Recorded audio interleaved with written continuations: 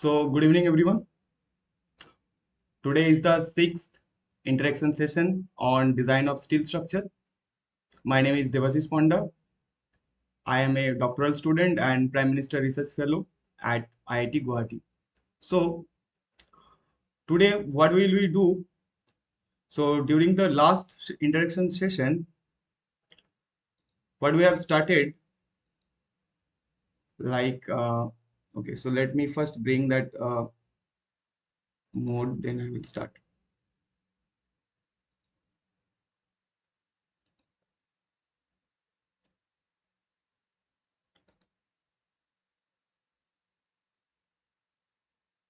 Yes, can someone confirm, please, the screen is visible or not? Okay, okay. So, on the last interaction session, we have started designing the tension members, and we have learned how to design a plate and a angle section as a tension member, how to calculate the design strength of a plate and angle section. Now today, what will we do? First, we will learn quickly about the design procedure of the gusset plate, another kind of members which are used or which will be used in tension members. So first we will go through the design procedure of gusset plate, lug angles and splices, which are one of the main or one of the important, I will not say main, one of the important of the tension member. Okay, then we will solve different kind of numerical problems regarding the design of these gusset plate, lug angle and splices. Then we will start the compression member and we will solve the previous year assignments. Okay, so first we will learn the gusset plate. So on the last interaction session, we have already learned how to design a plate and angle section as a tension member, right? And how to calculate their design strength. So first we will learn what do we mean by say gusset plate, right?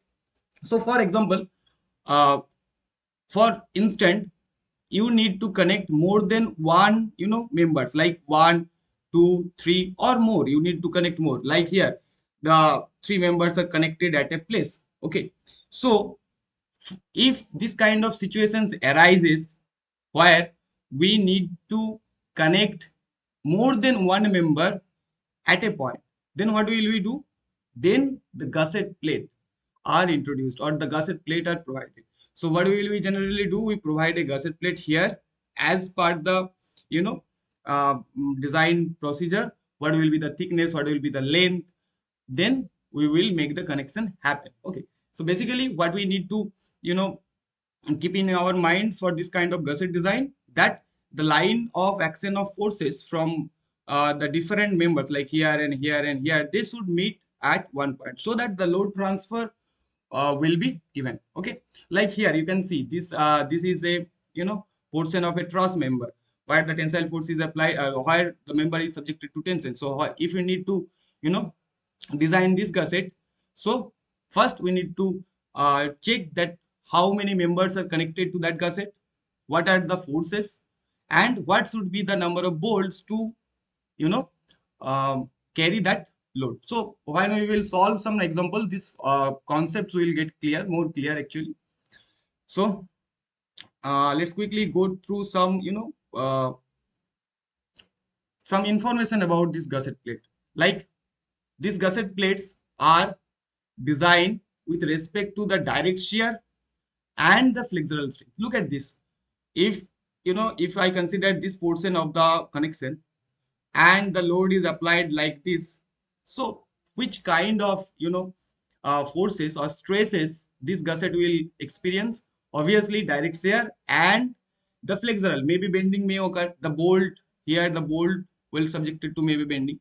So mostly we need to take care of the direct shear, and we need to check them against the rupture, right? We have already went through this kind of problem, so where we have solved that rupture strength of the plate. Now, second thing, generally, the plate size is decided. Okay, now two things you can ask me. First thing, what should be the size of this gusset and what should be the thickness of the gusset? So the size of the gusset are decided based on the number of member, direction of the member, all these things. But the thickness of the gusset, we have to decide it, you know, to meet that uh, strength criteria. So when we will design that, thing will get clear. But for the uh, better practice, or to be on the safer side, we generally provide the thickness of the gusset plate. We generally provide the thickness of the gusset plate equal to or slightly higher. Generally, we are provide slightly higher than the member that are to be connected with the gusset plate. Say for example, if this angle is ISA 90 into 16 to 8, and this angle is 90 into 16 to 6, and also this angle is 100 into 75 into 8. So basically, that if we look into the thicknesses, what we can say, this the thickness of this angle section is 8 mm, this is 6 mm, and this is 8 mm. So maximum thickness of the angle which are connected to this gusset are 8 mm. So generally what we do, we provide more than that thickness, but we can calculate it based on the rupture strength which are introduced or which are induced on that gusset plate. Okay, so two or three things you need to remember in your mind, that when we are designing that gusset plate, we need to consider the direct stresses which are induced in this. Generally the thickness is provided equal or more than the main members which are connected to it. Then one more thing, how we can you know mm, fix the size, the number of that angle section, or maybe here maybe instead of the angle section, the plate, we may need to connect the plates, so there may be plates also. So quickly let's solve one example. Okay, then this thing will get more clear. So here the example, this says design the gusset plate of thickness 12 mm. Okay, the thickness of the gusset plate is already provided at joint O. So this figure, actually this figure refers this question. At joint O of the lower chord of a truss, as shown in the figure below, this figure. Okay, this figure we are talking about. Now use M20 grade of sorry, use M20, that means 20 mm diameter of bolts, and grade 4.6 mm. Okay, so what we need to do is, we have the arrangements, like we need to make the gusset connection, or we need to design the gusset to connect one, two, and here look at here the two angle sections are placed back to back. Like here, why I add this diagram here, like this is the lower chord of a truss, and if you zoom it, so here one angle section is connected with the gusset, but for your problem, two angle section, they have said that two angle sections are made. That means another angle sections are on the other side like this. Okay, so here for OB section, we have only one angle section. For OC, we have only one angle section. But for AD section, this section, we need to consider two sections. Like in the questions that is already provided. If one section is there, what will be the difference? I will tell you. Okay. So what you need to do first, every problem, what I told you, that first, as a designer, you need to consider all the parameter which you have in your hand. So what we have in our hand, that thickness of gusset. Thickness of gusset is 12 mm. We have the bolt diameter. Diameter of bolt is equals to 20 mm. So obviously, what will be the diameter of bolt hole? 22 mm. Okay. Now we have the 4.6 grade bolt, so we can calculate the FUB, 400 MPa. Now move to the next part. This sort of information we have, and also we have the forces, and the you know the also that they have provided the size of the section. So forces, what is the forces on OA? If we consider that OA portion, what is the force net? What is the force? What is the actual force acting on that OA portion? 300 kilonewton. Okay. OD portion 200 kilonewton. OC portion, that is 180 kilonewton, and OB portion, that is also 140 kilonewton. So I have written it down, that with respect to which load I need to design. Now we have to make the connection using bolts. So what do we need to find it out? We need to find it out the shear capacity and bearing capacity of bolt. Then we can find out the number of bolts which is required to connect each member. So here we have 4.6 grade of bolt, dia 20 mm. So you can calculate the shear strength. So first, for this two member, for this and this gusset and this member and this gusset, we only have only one shear plane, like gusset and the angle section. So how many shear plane are there in between that gusset and angle? Only one. But for this section, we need to consider the shear strength of bolt in double shear. Double shear. So first we will calculate the strength of bolt in single shear. So we know the equation. We have already used this equation so many times, like FUB by root 3 gamma MB. NN, what is that NN? Number of shear plane passing through the shank.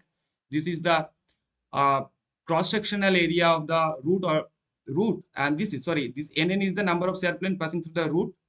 NB, this is the net area, root area of the bolt. NS, this is the number of shear plane passing through the shank, and this is the shank area of the bolt.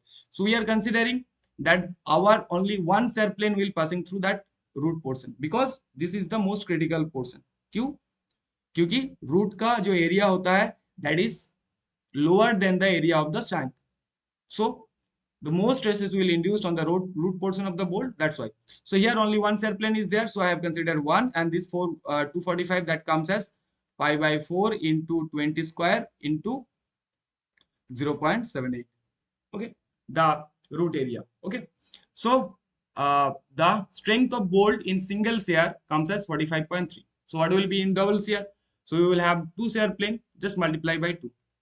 So we have calculated that 4.6 grade bolt of M20 dia, for that, what will be the shear strength of single bolt in single shear and double shear, because we have two kind of arrangement here, like one in one section here, these two portions we need to consider single shear, and this portion we need to consider double shear, as this is also to mention that this portion is made of two I sections. Okay, so we have calculated the shear capacity. Now we need to calculate the bearing capacity. Now the thing is, the thicknesses are different. Like the thicknesses of this plate is this angle section is different, this angle section is different, and this is different. So what we will do, we will calculate the bearing strength, individually. So first, what we will, for the calculation of bearing strength, what we need to know, we need to know the edge and pitch distances. So first I have considered that minimum pitch distances. What our code says, that minimum pitch distances should be 2.5 d, that comes as 50, that is the minimum. Now I have considered little more, so that comes as or I have considered that a round figure as 60 mm. And edge distances 1.5 d naught or 1.7 d naught, so here come as 33, and I have considered little higher value 40. Okay, now what we need to calculate, the kb value, because to calculate the bearing strength we need to calculate the kb first. So kb value, it's a factor that the value is minimum of p by, what was the formula, minimum of p by 3 d naught, then or e by p by 3 d naught, e by 3 d naught minus 0.25, and fub by fu and 1. So if you put all these equations, then you can find it out that this is minus 0.25 and we have e by 3 d naught. That's all. So you will find out that 0.606 is the minimum value for kb. So now we have kb. One more thing we need to calculate, that is the t, thickness. So here we are considering that OB part. Okay. So here the thickness of angle section is 8 mm and thickness of gusset is 12 mm. So thickness of angle is 8 mm and thickness of gusset is 12 mm. So this one is a 12 mm and this one is 8 mm. So calculating, while we should calculate the bearing strength, we have to consider the minimum thickness. So here the thickness will be 8 mm. So put all these values in this equation. 2.5, this is the value of kb, this is the value of fu, that means the ultimate tensile strength of plate, this is the value of d, diameter of bolt, and factor of safety. So that comes as 79.50 kilonewton. Now we have, now try to understand the logic here. We have calculated the shear capacity of bolt, bearing capacity of bolt. Now when we will place the bolts here, one more thing we need to consider before conclude the strength of the bolt. that is the design tensile strength of this angle section per pitch length. Because if I place this bolt here, this bolt need to carry a stress equals to half from here and half from here. So we need to calculate the design strength in tension per pitch length. So that we can easily calculate using TDN is equals to 0.9 FUAN by gamma ml. Now, what will be the AN value? We are considering per pitch length. So we need to provide 20 mm diameter of bolt. So diameter of bolt hole will be 22. What is the width of the angle section? 60 mm. So 60 minus 22 into 8. Normal, considering that as a normal plate section, because we are calculating the design tensile strength per pitch length, because this bolt need to carry that much of tensile strength there. But this is not the rupture strength of the angle section. We can calculate the rupture strength of angle section using another formula, like we need to consider that rupture at connected leg and yielding at that leg. But this is for the bolt consideration. So because ultimately this stress will subjected to that bolt, so obviously the strength of the bolt should be more than that stress. Hence the strength of the bolt we need to calculate minimum of these three: shear capacity. For this member, obviously there are only one or single shear plane, so we just need to consider the strength of bolt in single shear. So 45.3, this is the bearing capacity and this is the tensile strength per pitch length. So that comes as 45.3 kilonewton.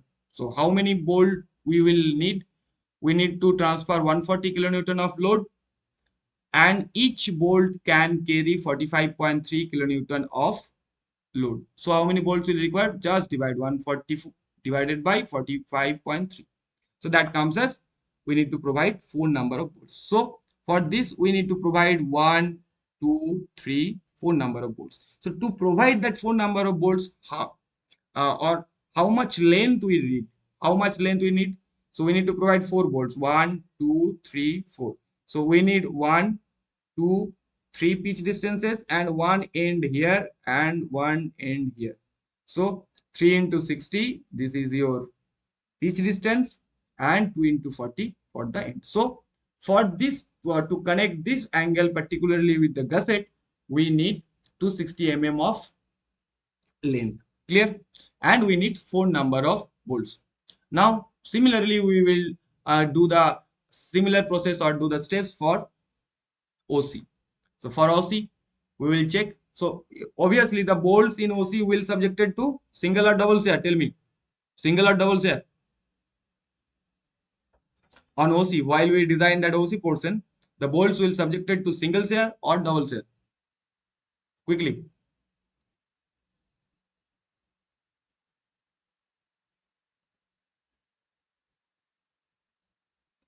Obviously single shear, because there is gusset and a angle section. So there will be only one shear plane there. Okay. So similarly for the OC portion, we have calculated KB value. Now here the bearing strength will be different, because the for the OC section the thickness of angle is 6 mm and thickness of gusset we already know 12 mm. So we need to consider 6 mm for the bearing strength calculation. So I have consider 6 mm for bearing strength, and the bearing strength comes as 59.63. Again we need to consider the tensile strength per pitch length. So here the width of the angle section is 65 mm. So what you need to do is you need to calculate like 65 minus OC. For OC member this is 65. So make the corrections here. This will be 65 minus 22 into 6. Whatever that comes as, you should write out the value. I think this will come as 67.31. I have wrongly written there. So let me check the calculations one again. 0.9 into 410 into 65 minus 22 into 6 divided by 1.25. So it comes as 76 point. Okay, that will come little higher, 76.16. So please make the necessary corrections. Like this will come as 76.16 kilonewton. So obviously the bearing capacity of the bolt will be more than the shear capacity or the tensile capacity. Oh, sorry, not this portion. This portion. 76.16. Not this. This is correct. Okay. So similarly, the for this section also, the shear capacity of the bolt is low. So obviously, calculating that shear capacity or number of bolt, we need to consider the shear strength of the bolt. So how many bolts we will require to transfer 180 kilonewton of load? Here 180 kilonewton of load are there. So you need to calculate that 180 divided by 45.3. So 180, how many bolts you will need here? 180 divided by 45.3. You will need 3.9 number of bolts. So that will equals to 4 number of bolts. Okay. So please, check these calculations and uh, make it correct. Okay. 65. Why 65? Because the width of this member is 65 mm. That's why. So ultimately we need 4 number of bolts with pitch 60 mm. So obviously, what should be the length? We have 1, 2, 3, 4 bolts. So we need to provide 1, 2, 3 pitch and one edge here and another edge distance here. Okay. So now for this member, AD member. Now here, what is the difference from these two? Here, two angle sections are there. So we need to consider the double shear strength or the shear strength in double shear for the bolt. So here I have written it down. The bolt in AD should be in double shear as two ISAs are connected. Okay. Now what should be the net force on this AD portion? One force is acting towards this direction, one force is acting towards this direction. So obviously the net force will be 100 kilonewton. Okay. Now we need to design against this 100 kilonewton of load.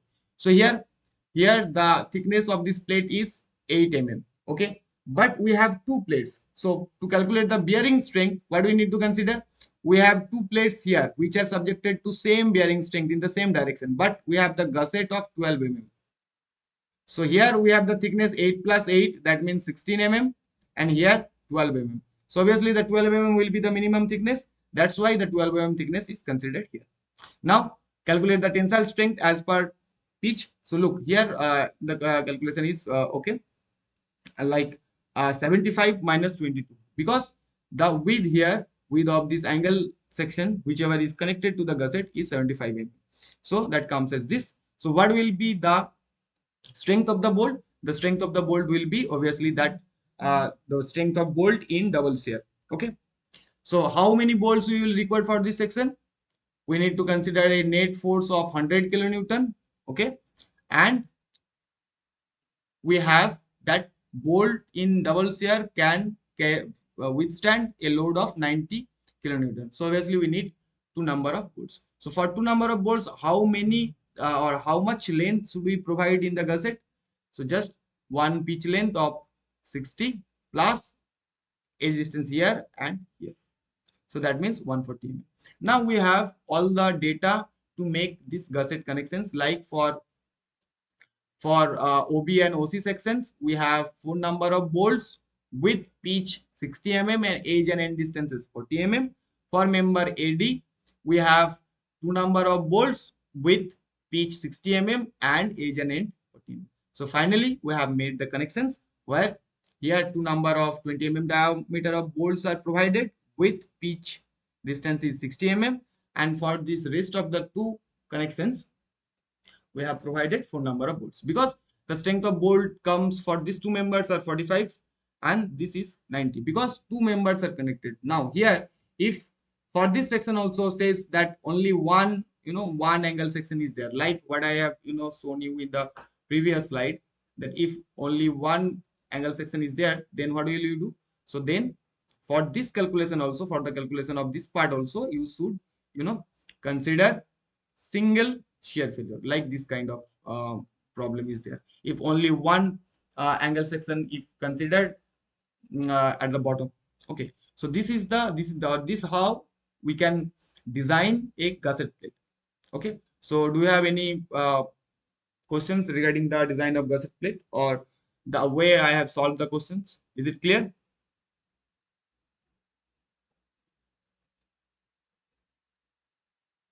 Or you have any doubt, you can ask me. Okay, so now we will move to our next topic, that is the log angles. Okay, clear. Okay, so I will share this note along with some more examples. Okay, so that you can practice. Now we will move to our next topic, that is the log angles. Now, what we know or what we call that log angle. So basically, if we want to define that log angles, these are the short angle section which are connected to the outstanding leg and the gusset. Like I will, explain this what is that log angle thing means. So on the previous day, what we have designed or what we have learned to design, that how to make a connection between a gusset and a angle section, right? This was our gusset plate and this one was your angle section. So what we did, we made the connection between the gusset and the connected leg, right? The outstanding leg was left open. Now if for some cases when the if for some cases when the stresses or load are large in amount, then what we will do, then eventually what become that we need to provide more number of bolts. Eventually the length of the connection will become more, that will be uneconomical. So what we do in that kind of situations, basically we made another connections, like we choose another angle section and we made the connection like with this outstanding leg and this gusset plate. So what is log angle? Now you have an idea what is log angle. What I told, that on the previous day we have learned to design how to connect a gusset with a angle, gusset with a angle, single angle, say it may be unequal or equal section. So we have made the connections with gusset and the connected leg. Now if in some situations where we need to transfer a large amount of load, then what will happen, that connection length of the connection will become large, like we need to provide more number of bolts. Okay, in that situation what we do, we provide another angle section which is connected between the outstanding leg here and the gusset here. We call this angle section as log angles. So now you have an idea what I mean by say log angle. So this log angle can be connected between one angle section and also channel section. Like we may have the channel section to connect with a gusset. Like here I have a gusset and I need to connect a channel section with it. So for the channel section also we may need the log angles, like we will add one angle section here over here and one angle section over here,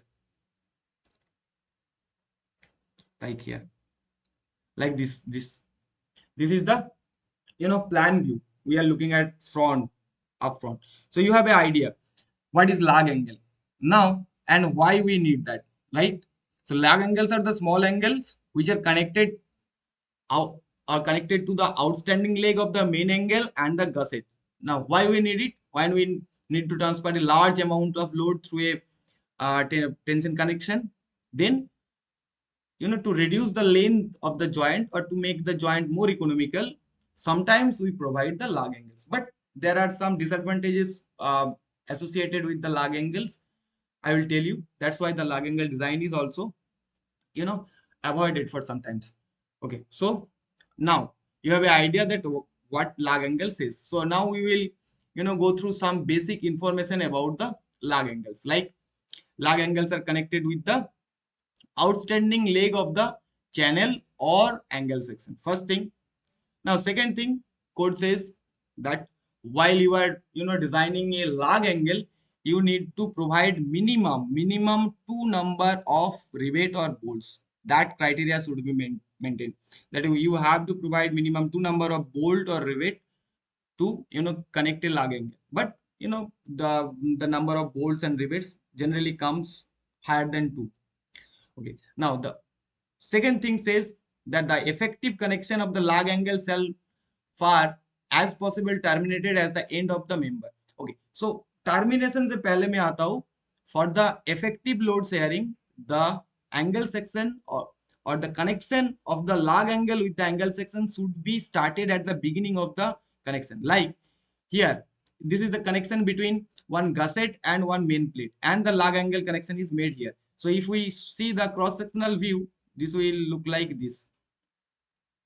Like we have one angle section here, main angle section, which is connected to the gusset like this.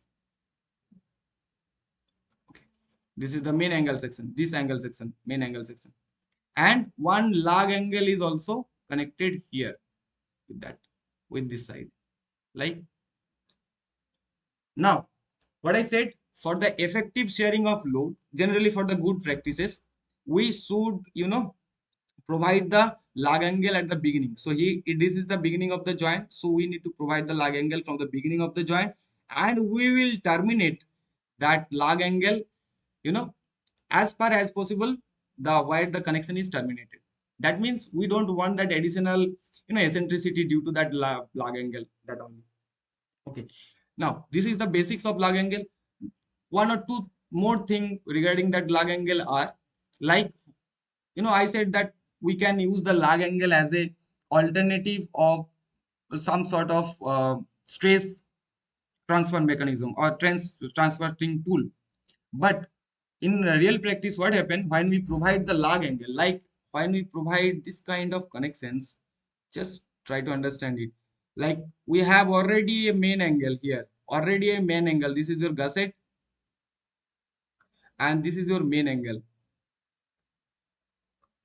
Already we have. Now we are adding another angle section with the gusset and this main angle.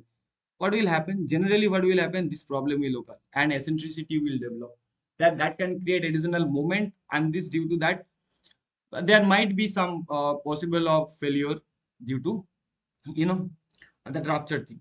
So if we can avoid the design using lug angle, we can avoid it. Or how we can avoid it?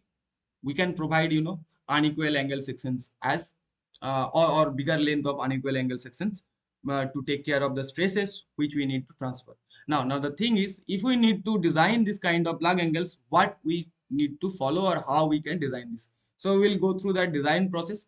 So tell me, you have the basic idea of lug angle, what this lug angle says, where that lug angle should be placed, and how the connection will made.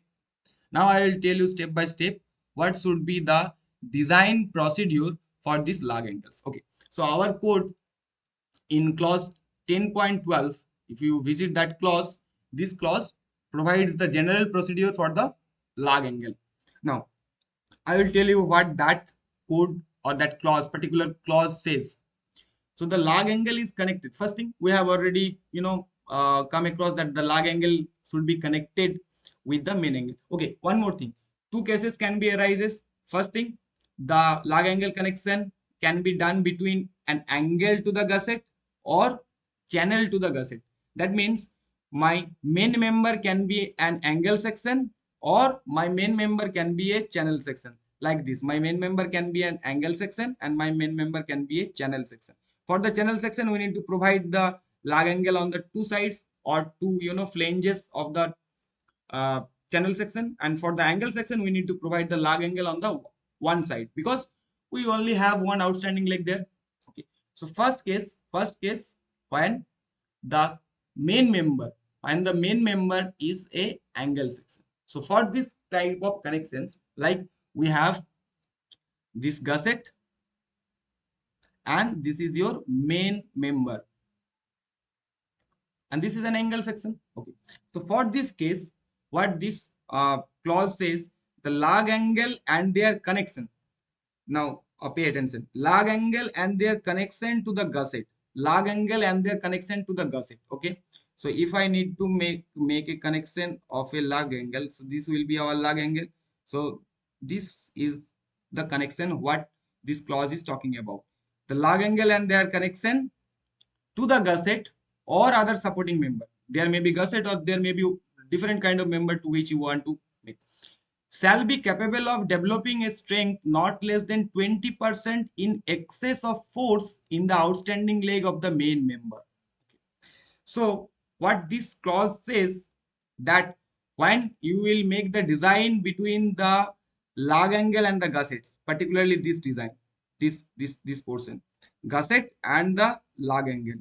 So for this case, you need to consider that 20% of the load on the outstanding leg of the main member. So first you need to calculate the load on the outstanding leg of the member. How you can calculate the load on the outstanding leg of the main member? Now I will tell the procedure how we can calculate this. So this is my main member. This is my main member. Yes. This leg is what I said. This leg is connected leg. This leg is outstanding leg. Okay. We need to calculate the load on the outstanding leg. So what will be the load on the outstanding leg?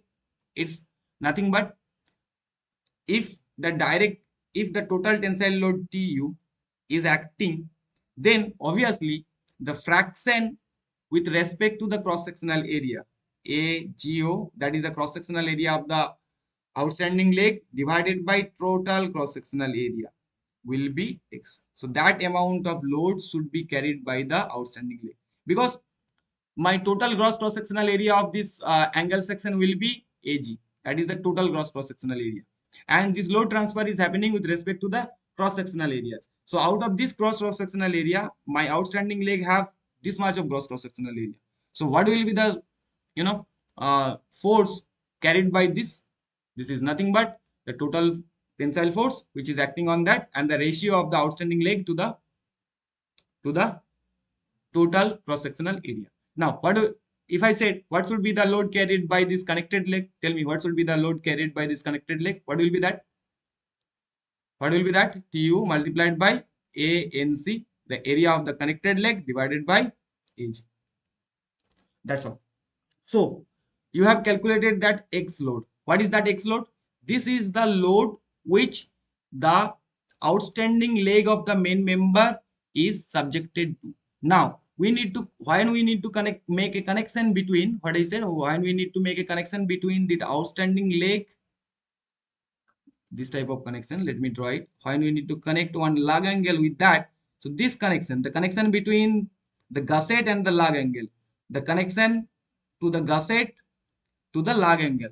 So for this calculation, we need to consider when we will design this portion, how many bolts should be there, how many bolt will be required there. So we have to consider that for this connection 1.2 into X, that amount of load need to be transferred through this connection, or that amount of load will be subjected to that connection. Okay, so first step, what you need to do, or what you need to follow here is, first you need to calculate what will be the load acting on the outstanding leg.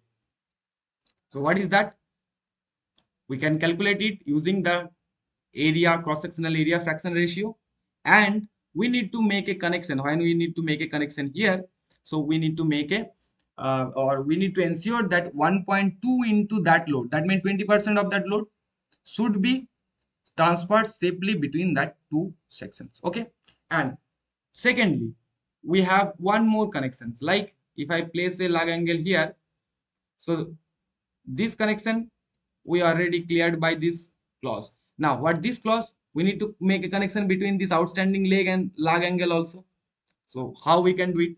So for this section, code says the attachment of the lug angle to the main angle, lug angle to the main angle. So this is the lug angle to the main angle, shall be capable of developing a strength not less than 40%. That means this connection we need to design greater than or equals to 1.4 into X. And what is that X? X is the load on outstanding leg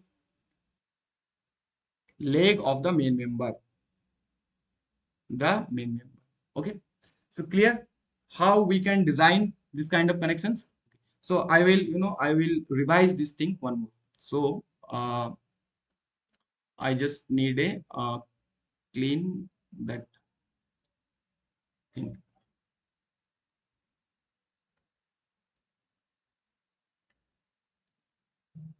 Okay, so I will tell you that um, I will go through it once more. Okay, let me clear this up. Then I will step by step I will tell how you can design this. Then we will move to the channel sections. So first, let me remove these things first. I need a clear that thing.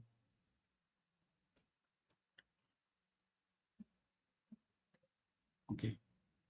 So okay, there is some problem regarding that, but I can draw here also. So first, this is this visible what I am drawing here? This is the gusset. Okay, this is your gusset. Now we need to make, first we need to make the connection between gusset and main angle section here. This is our main angle section, right? So we made the connection between the gusset and main angle section. This is main angle section. So how this kind of designs can be done, that already I have covered. So bolts will be placed like this. Here we will have the gusset, the length of the gusset like here. The gusset will extended here, and the angle section will be here. So if we see from this side, we will see this kind of connection. Only there is gusset. Now, if we need to transfer more or large amount of load, we need to connect, or we generally provide one lug angle. So how the lug angle are connected? The lug angle are connected with the outstanding leg here and the gusset here. Okay. So gusset and the outstanding leg. So we need to make a connection here, and we need to make a connection here. So we have two connections to make a lug angle join with the main and gusset plate. So for this connection with the lug angle and the gusset, to calculate or to design this portion, code says we need to consider that 20% of the load which is acting on the outstanding leg of the main member. How we can calculate this? We just calculate this using this formula. Now, when we will design this portion, the connection between the lug angle, this is your lug angle,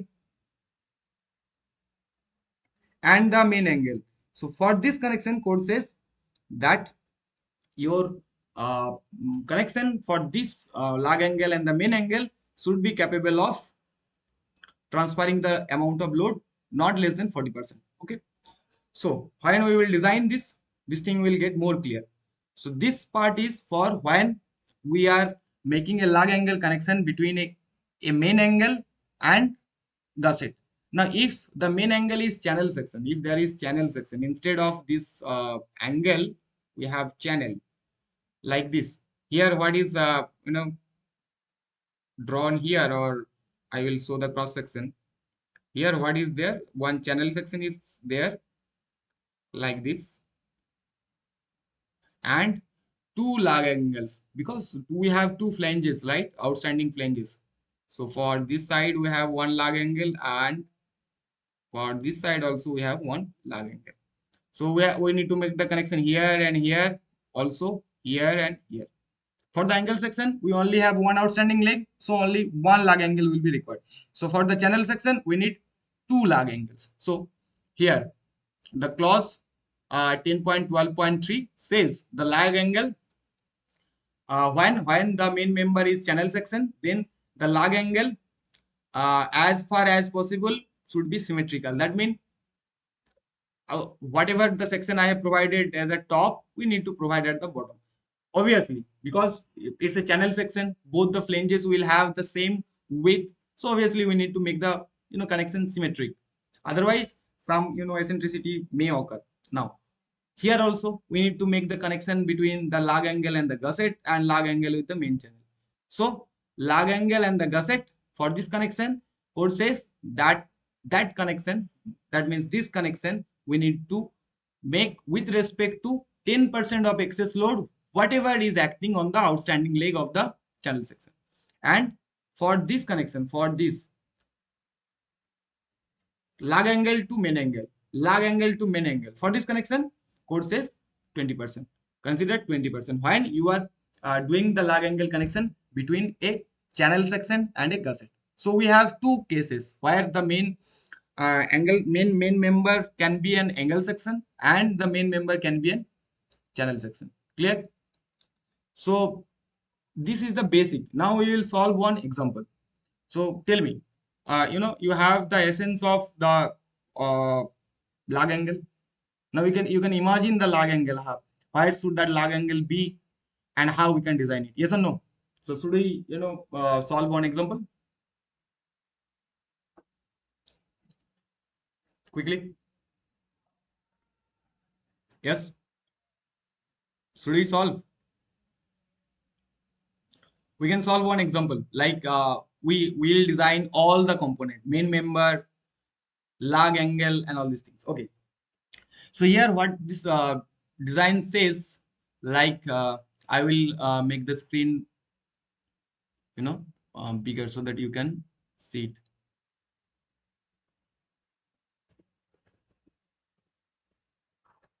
Okay. So there will be some problem regarding it.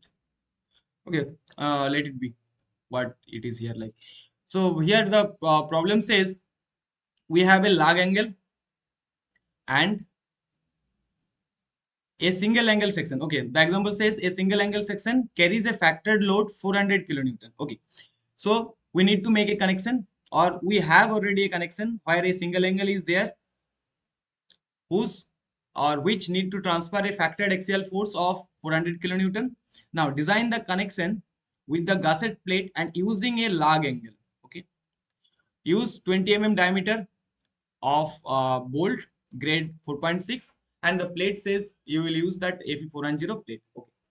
So what this example says, or what this example demand from our side is, we need to make a connection between a gusset and a main member first, which is subjected to, or which need to transfer 400 kilonewton on load. Then we need to make a connection using a lug angle also. So we need to connect the lug angle with the gusset and the main angle. So first we need to design that main member.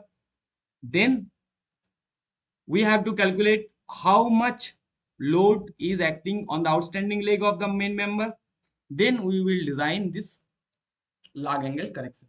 So first what we need to do, first we need to select this angle section. So already we have discussed on the previous class how we can select this. So I will go it quickly. Like what given data we have that factor tensile load 400 kilonewton. We have diameter of bolt 20 mm. So what will be the diameter of bolt hole? Obviously 20 plus 2 mm, because for 20 bolts the standard clearance is 2 Now FUB, that is the design uh, tensile strength of the bolt, and that we can get it from the grade of the bolt and all these things. Now first thing to design or to select the primary member, this primary member, how we can select it? What I said on the previous class, that we will consider the main member, the full strength of the main member as the TDG value. That means the yielding at gross cross section, because initial case when we are selecting the member, or when we are choosing that angle section, we don't know how many bolts will be there, or what should be the pitch, what should be the end. So we don't know that rupture and all the strengths. So first thing, for the initial sizing, we need to consider that TDG, that means yielding at gross cross-sectional area. We will consider that will be the full strength of the angle section. So we will equate that TDZ equals to AGFY by gamma m naught. By this, we can calculate the AG value. So AG will be equals to that 1760 mm square. Now I have that, to make a connection between gusset and this, I need that amount of cross section. Now how I can choose that? I already showed you that.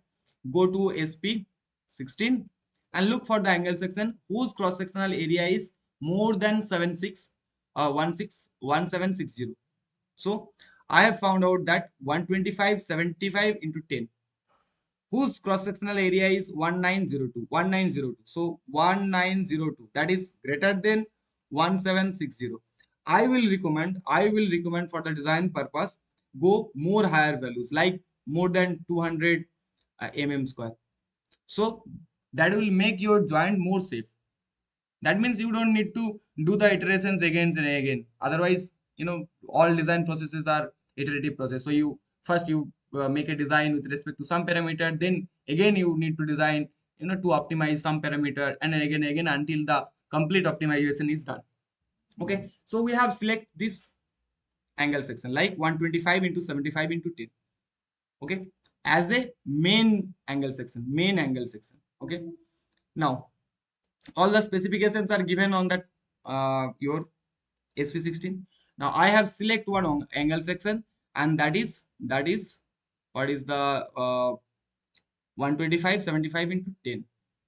So I have selected 125 into 75 into 10 of angle. So it's an Indian standard angle section.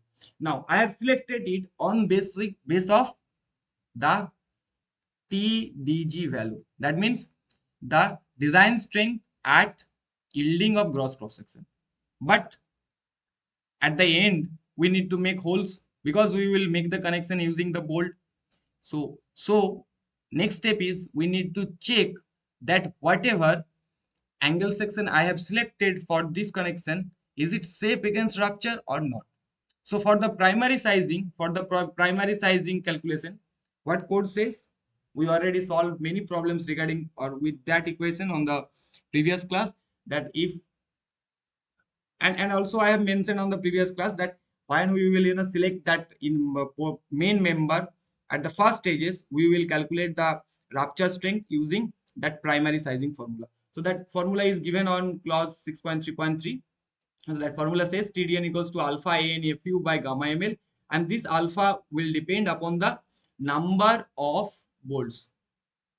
So here, and that alpha value, like for 1 bolt you have one alpha value, for 3 bolts you have one alpha value, and for more than 4 bolts you have one alpha value, like 0.8, 3 bolts 0.7. If you visit that clause, it is clearly mentioned.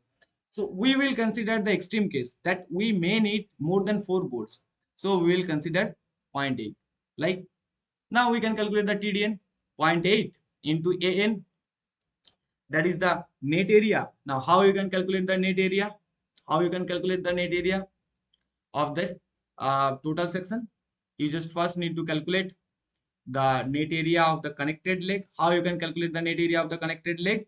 So the leg length of the connected leg is 125 So 125 minus 1 bolt hole is there per cross section, so minus 22, that is the width. Now minus, we will we have to come up to the center, because when we are calculating that total an value, that will be total value. So we are calculating the connected leg first, then we will calculate the outstanding leg first. So if we come up to the last level, we will get a overlap portion. So this t by 2 portion we need to deduct, because when we will consider this length or this area, then this will get one overlap portion, or we will have an overlap portion. So this is the connected leg, area of the connected leg. What will be the area of the outstanding leg? Obviously we need to come up to the center line of this portion. Like what is happening here, this is nothing but if we have this kind of member, like if we have this is 100 if we have this is 75 and this is 10 Now tell me, what is the area of this leg? What is the cross-sectional area of this leg, and what is the cross-sectional area of this leg, and what will be the total area? What will you do? So first look, here we have a overlap portion. So if we calculate individually, then we need to come up to this level, center. And from this side, we need to come up to this center level. Otherwise, we will have a overlap here. That is the concept, nothing else. Okay, so the total net area of the angle section will be 1680 square. Put all these values in this equation. We will have that the rupture strength is slightly more than what the load you need to transfer. That's why what I'm saying, that's why I'm recommending you that you will go for higher cross sectional area, whatever you have found out from this. Like here I have found out 1902 and I have considered this, whose cross sectional area is likely 1902, and we need to consider 1760, but I have considered only 1902. So I am recommending that you should go little higher cross sections. Like here I have considered 125 into 75 into 10. I am recommending you that you should go, or you should select for the first iteration a higher section like 150 into 75 into 10 to be in the safer side, or while you will design this kind of things. Okay, so we have selected one angle section as a main section, and we have checked that this angle section is safe against your yielding and rupture. Yielding we have considered while we are selecting that, and then rupture we have calculated using the primary sizing formula whatever given in our code. Now second thing, we need to select the lug angle also, right? Sizing of the lug angle. What should be the lug angle? So here we have selected the main angle, like this is gusset, and I have selected this main angle. This main angle I have selected that this should be 125 into 75 into 10. Now what should be the sizing of the lug angle? That lug angle, we need to connect a lug angle here also. So what should be the size of this lug angle? For this, what code says that the lug angle minimum, the lug angle should be designed against not less than 20% of the load carried by the outstanding leg of the main member. So first we need to calculate the load on the outstanding leg of the main member. So what will be the load acting on the outstanding leg of the main member? So this is nothing but the gross cross-sectional area of the outstanding leg divided by total area of the angle section multiplied by the factored load which is subjected to this connection, 400. Okay, and you have already calculated in the previous slide what will be the AGO value and what will be the ANC value. So here the AGO value is 700 mm. So just put this on the next slide. You will get the value of load which you need to calculate, consider while designing or while selecting the lug angle. So this comes out as 147 kilonewton. This is the load on the outstanding leg. Now code says we need to consider minimum of 20% in excess of the load. Okay, so for the primary calculation I have considered the 20% of the load for this consideration. So here the load on the lug angle, what will be the load on the lug angle? Load of the lug angle will be 20% more, that means 1.2 into the load on the outstanding leg of the main angle. So that comes as 176. That means now we have an idea that I need to check or I need to select this lug angle with respect to minimum with respect to this load. Okay. So now again do the or follow the same procedure. That gross area will require AG will be that formula TDG will be equals to AG Fy by gamma m naught. So here TDG we are considering that how much load we need to consider. So here how much load we need to consider here, that is 176 kilonewton 0.64 into 10 cube equals to Ag into Fy. Put all these equations. So you will find out that I need a section whose cross-sectional area should be 777 or more to transfer this load 1.2 into the load on the outstanding leg. So I have provided, so I have looked that SP6 follow the same procedure, and I have found out that 75 into 75 into 8 has a cross-sectional area of 1140. That means it is much higher than my area which I have required for this section. So I can go with the angle section as a log angle. So in these two steps, what we have done, we have selected the main angle and why we have selected the log angle. Now what we need to do? First we need to make the connection between the main plate and the gusset. Then we need to make the connection between log angle and the gusset. And then we have to make the connection between log angle and the main angle. Now we have to make these three steps. First, the connection between the main angle and the gusset, the connection between the log angle and the gusset, and connection between the log angle and the main angle. And we know the loads how much need to transfer, we have the cross sectional area. That means we need to calculate the number of bolts, the pitch length, the edge length, etc. So do it. The first connection will be the connection between the gusset and the main plate. So okay, that whatever the angle section you have selected for the log angle, you can check against the rupture how as or similarly as I have checked for the main member. So for the log angle you need to check that whatever log angle you have selected, that will pass your primary sizing the rupture strength criteria. So here also that we have seen that our rupture strength is more than the load whatever that lug angle need to connect, right?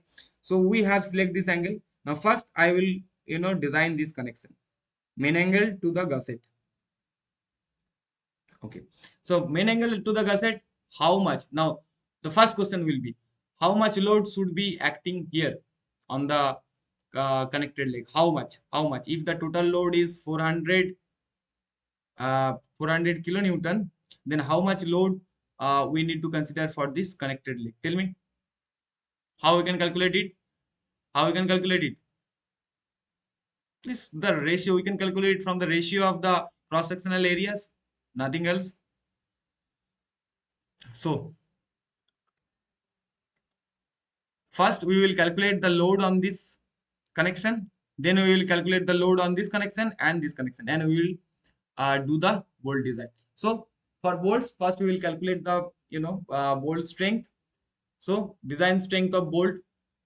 Obviously, this connection will be single shear connection. So first we will calculate the shear strength of bolt. We have 20 bolts of 4.6 grade. So we have already completed these steps many times. So you can calculate the shear capacity of bolt in single shear. So that comes as 45.3. Just a few times back we have solved it. Now you need to calculate the bearing capacity of bolt. So bearing capacity of bolt, just consider that minimum pitch and edge distances, and you can calculate the bearing capacity of bolt. I will not go into that detail, but now the interesting part, that connection. So we have found out the strength of the bolt is this. That means our 4.6 grade bolt of 20 dia can carry 45.3 kilonewton of load. I have this information for the bolt data. Okay, bolt data, and you have already know this procedure how we can calculate the bolt strength. Now the thing is how we can calculate the design connection. So the connection of the main angle with the gusset, connection of the main angle with the gusset, this connection, or here we can see gusset and main angle. First thing what we need to calculate is how much load we need to consider for this connection. So we have the formula like ANC divided by total cross section area multiplied by the force which we need to transfer, like 400 kilonewton. So here I have calculated the GC value.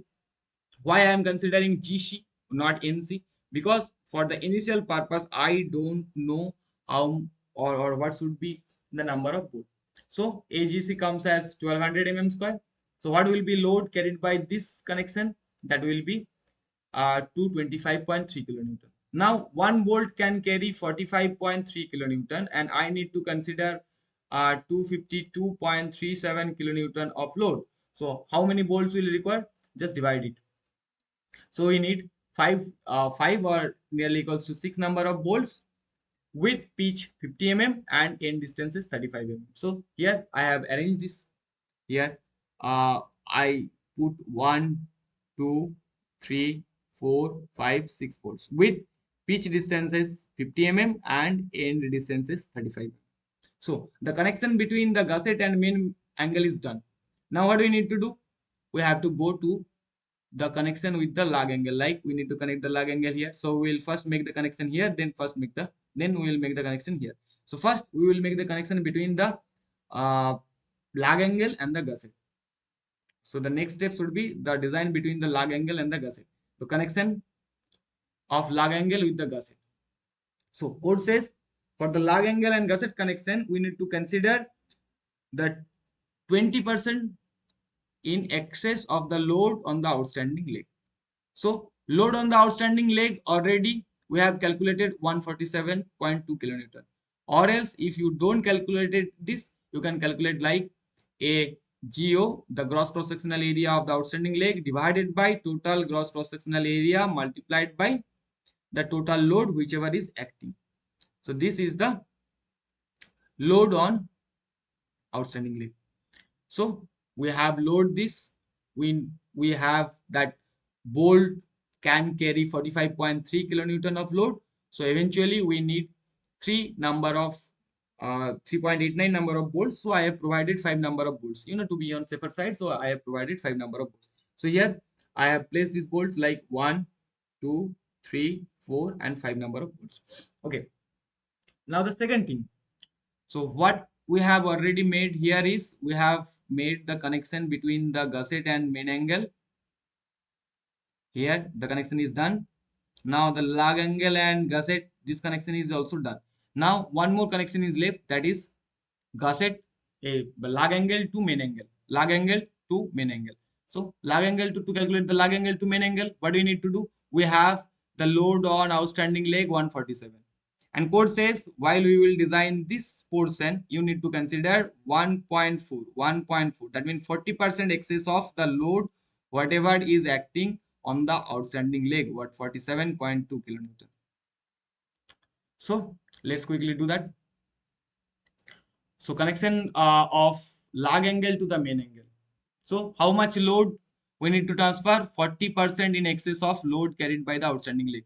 So 1.4 into this is the load carried by the outstanding leg. So 206. So we need to transfer 206, or we need to consider 206.08 kilonewton load for this connection between the lug angle and the main angle. So how many bolts we will require? Just divide it. We need to consider, or we need to transfer 206.08 kilonewton of load, and 1 bolt can carry 55.3 kilonewton of load.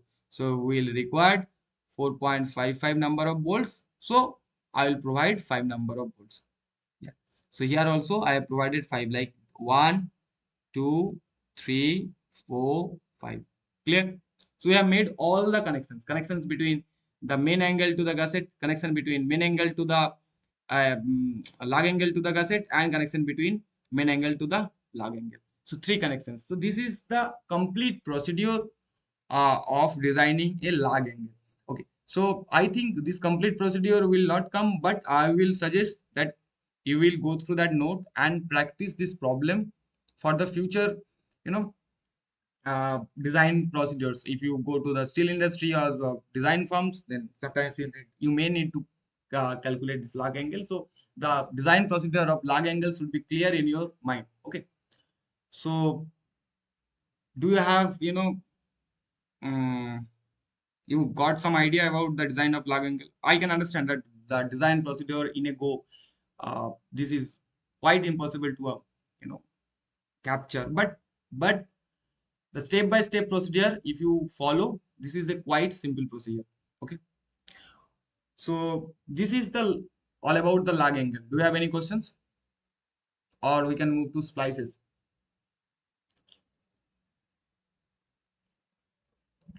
Do you have any questions regarding lag angle? You can ask.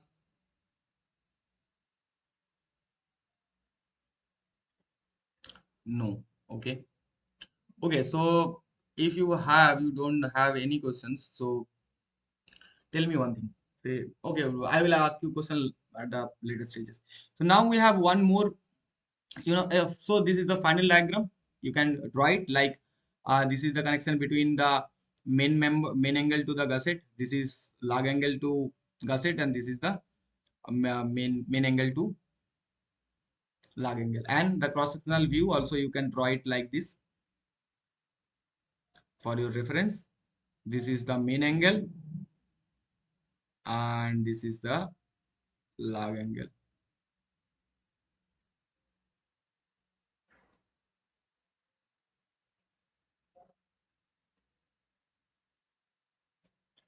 This is main angle. This is gusset, and this is lug angle. So here the most important part is that two clauses, that for which load or for how much load we will design this lug angle to gusset, and for how much of stress or load we will design the connection between main angle to lug angle. Okay. Now we have one more thing left in the tension member, that is splices. Splices in tension member. Generally, if we need to make one tension member, or more precisely, when the length of the tension member is low, we need to make it larger. How we can make it? Using the splice. Like watch this carefully. Maybe the length of the tension member which is required at the site or for this particular connection, if we don't have this length, or we cannot or we may not have this length because of like we need to transport these big girders. So due to transportation, maybe due to production, maybe. So sometimes we need to connect the tension member, and for this purposes the splices will be introduced. What is splice?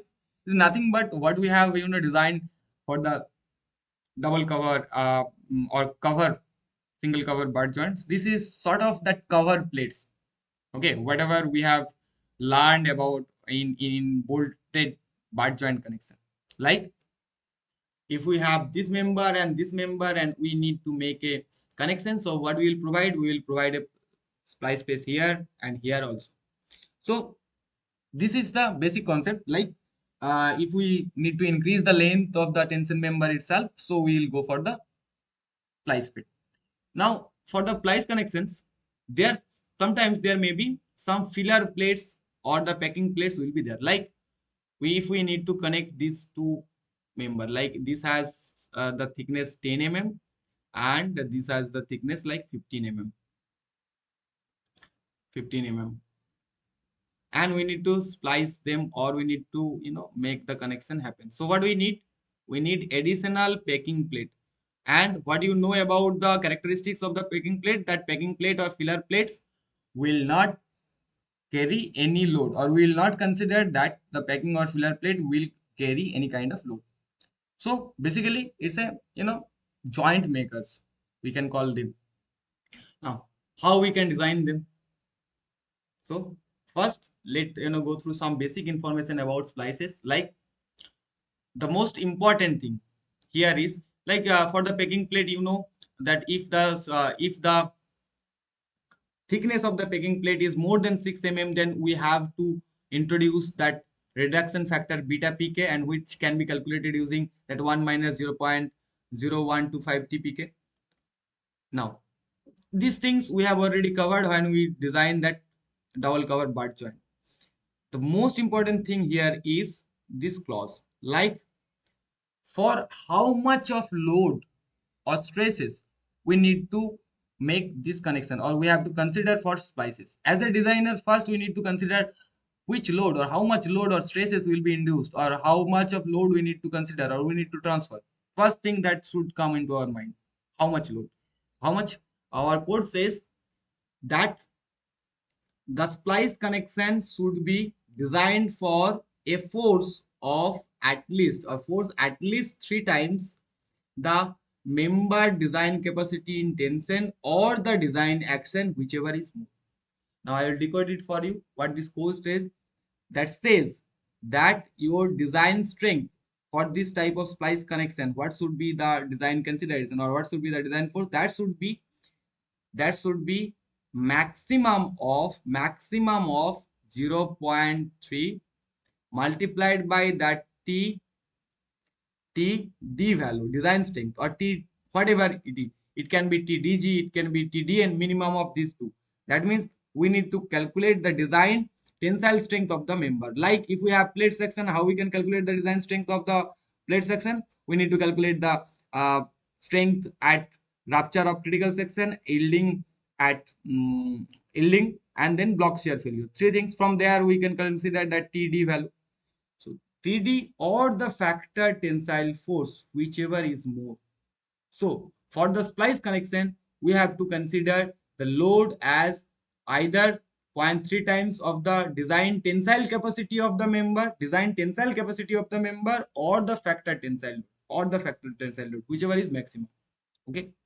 So now we will calculate one thing, then one problem. We'll solve one problem, then this thing will get clear.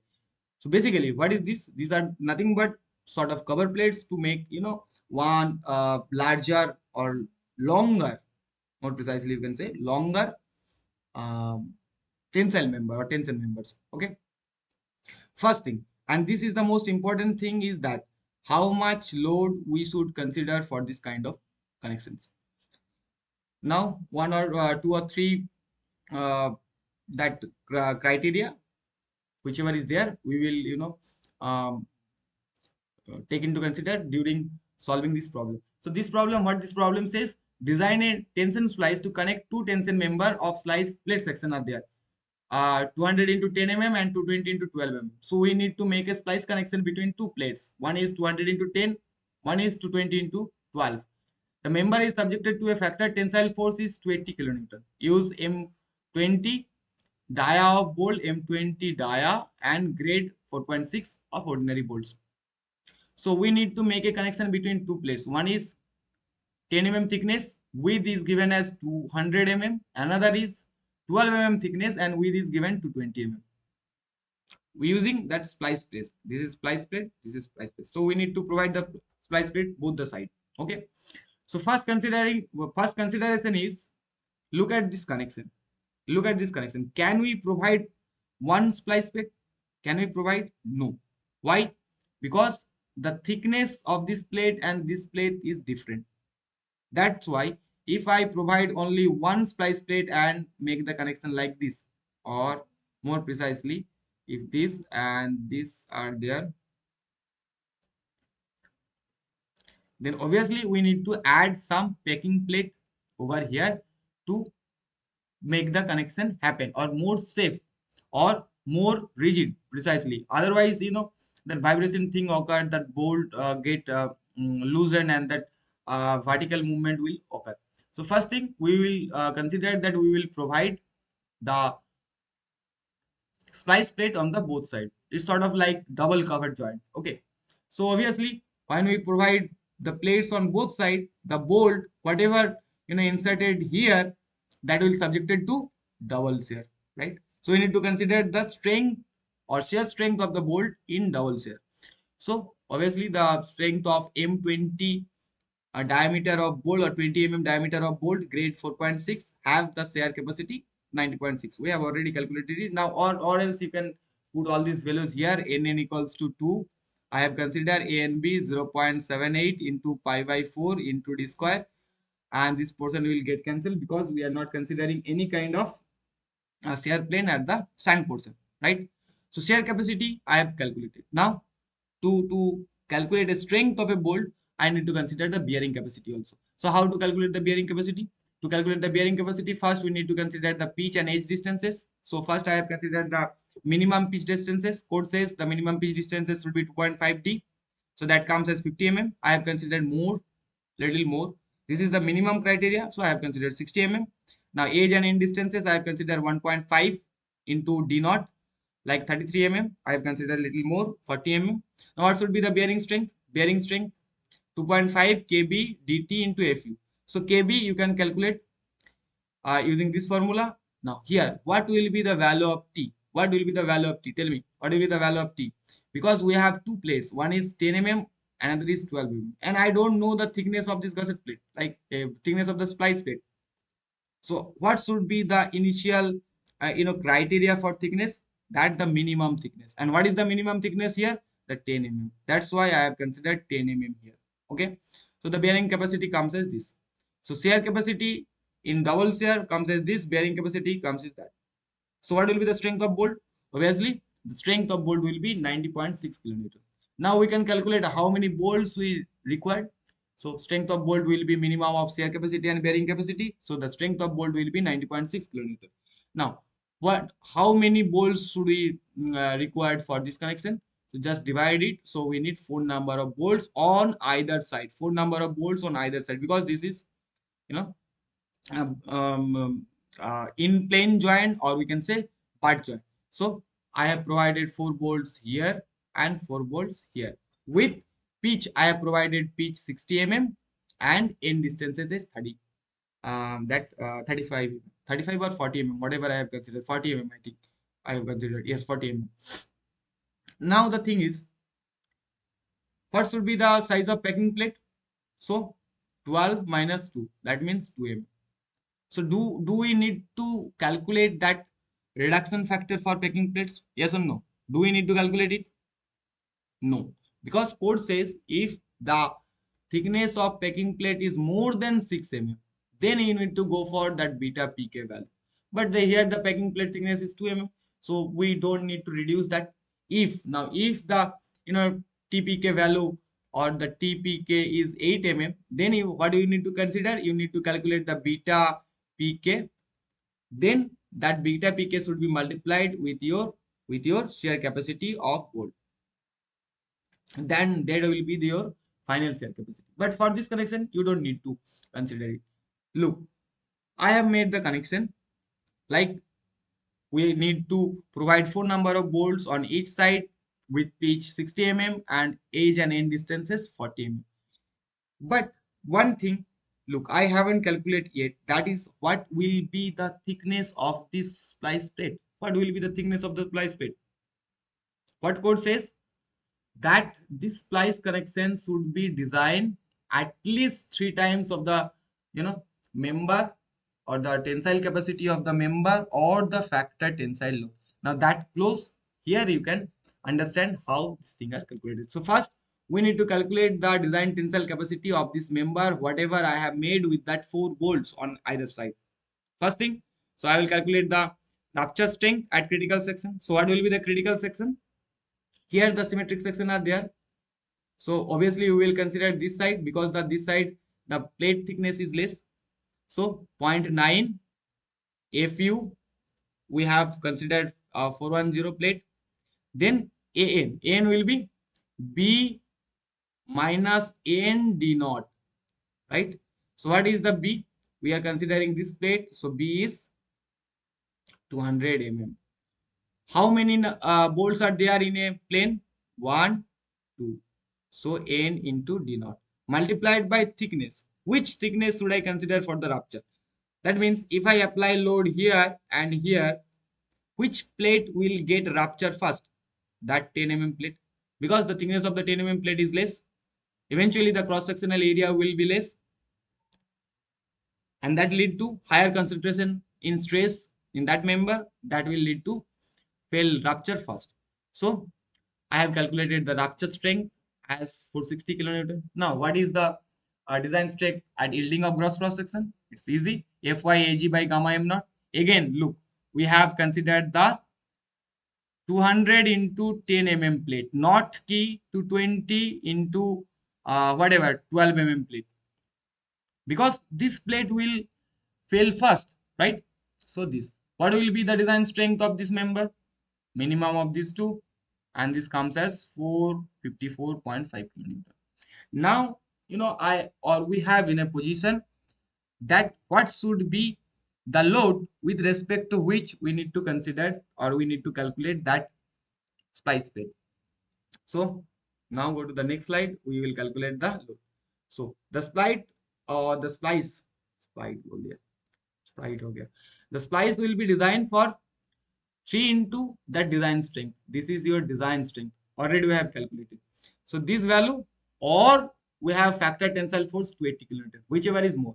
So we need to consider that 280 kilonewton of load while considering the thickness of the splice plate, because this connection between splice and main plate should be considered that maximum of 0.3 times of the design tensile strength, or the factor tensile force, whichever is acting. So now we have the data that I need to calculate this or thickness of this splice plate with respect to 280 kilonewton of load. Now the thing is, now tell me, here here the bolt are made. So what should be the failure criteria? Is it yielding or is it rupture? Obviously rupture, because at the end we need to make the hole. So we will consider the rupture strength as the failure. So what I did, that let consider the thickness of the splice plate T. So what will be the rupture strength of this splice plate with respect to this arrangement? So what I did, nothing, 0.9 into Fu into An by gamma ml. I just put all these values in this equation. 0.9, this is 410 ultimate tensile strength of plate. What is this? This is obviously what splice plate you will provide for this section will be, width will be 200 mm. So 200 minus 22 into T. Now that comes as 92.102 T. That means whatever that splice plate I will provide at the top and bottom, each need to carry that amount of load. Now we need to design against 280 kilonewton of load. Just equate this. 280 is equals to how much load this T thickness of plate can carry. So eventually the thickness of plate comes as 3.04 mm.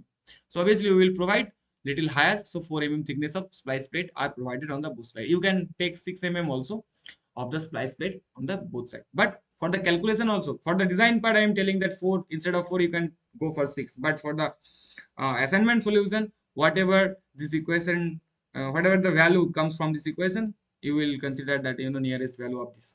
Okay, so that's how we calculate or the thickness of a splice plate and design one splice connection. Clear? Yes or no? So here only one thing is important, that clause, that the splice connection should be designed against the load of 0.3 times of the design tensile capacity of the member or the factor tensile load, whichever is more.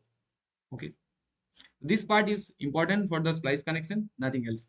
Generally, uh, for this connection, so for the universal connection, we consider that smaller plate, we do the calculation with that smaller plate and provide accordingly. That's all. So this is how we can design a splice connection. Now one more topic left for this for today's session, that is the compression member. So first tell me, do you have any doubts regarding the tension member? So we have at the end of the tension member, right?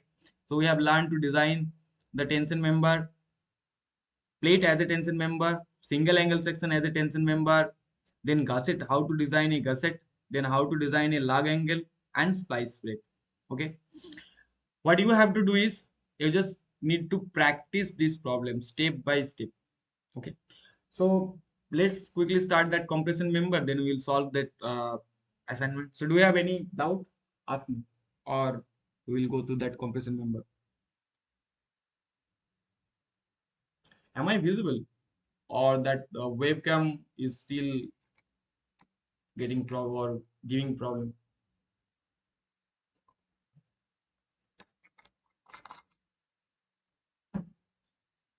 Am I visible or am I audible? Yes or no?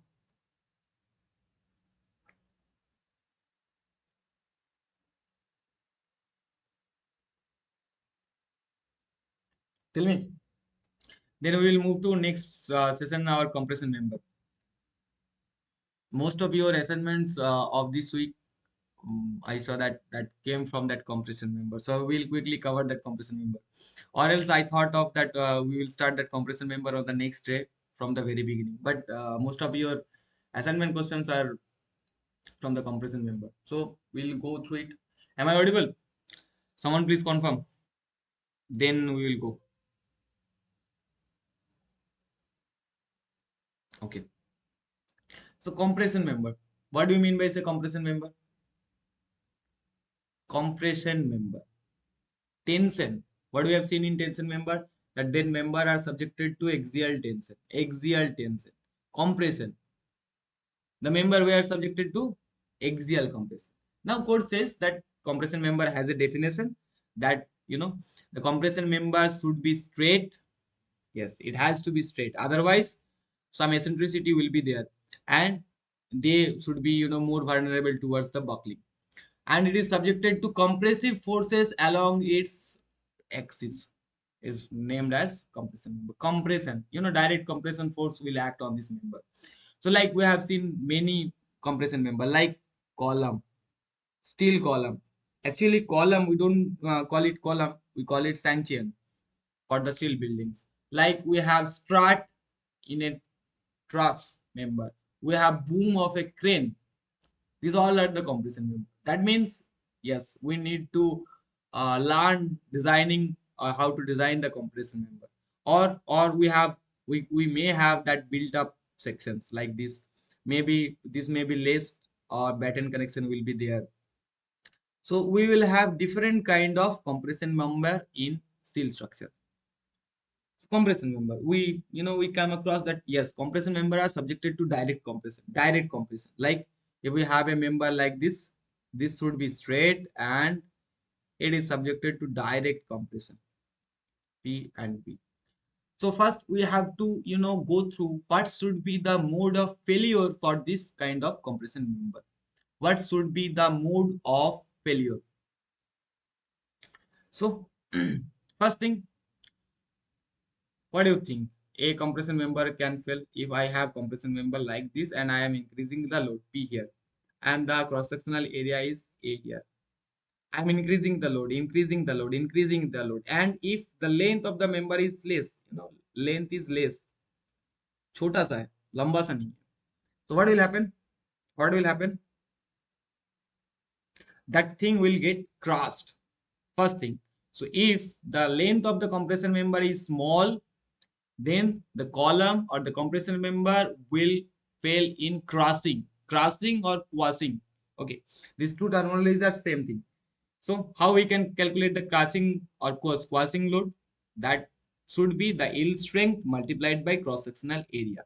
That means for the squashing failure, we are considering that yielding as failure. Yielding, not the rupture string, the yielding. First thing. Second thing, if your member is intermediate type of member, not quite low or not quite large, what will happen? Like if we have a channel section here and we have used that as a column, single channel section, we have used the column. So local buckling can happen. Local buckling means this flange section can buckle individually or this web portion can buckle individually.